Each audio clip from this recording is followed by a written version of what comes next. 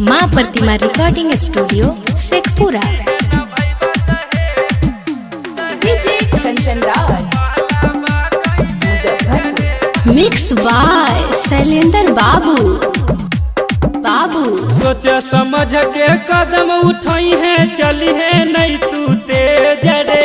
सोच समझ के कदम उठाई है, चली है नहीं तू तेज रे।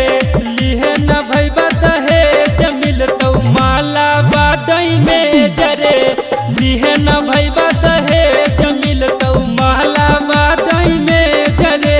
लिहे न भैया दहेज रे।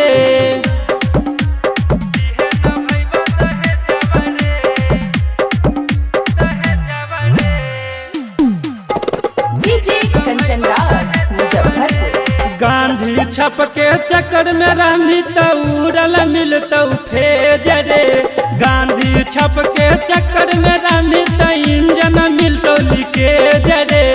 लिहे न भैया दहेज मिलतौ माला बाडई में जरे। लिहे न भैया दहेज मिलतौ माला बाडई में जरे। लिहे न भैया दहेज रे।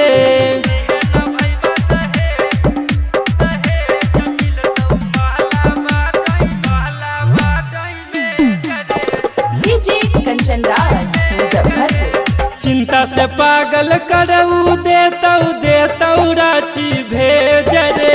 बात पीछे उलटौ झगड़तौ करतौ नहीं मायने जरे।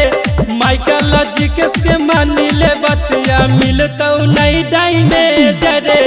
लिहे न भैया दहेज मिलतौ महला बाडई में जरे।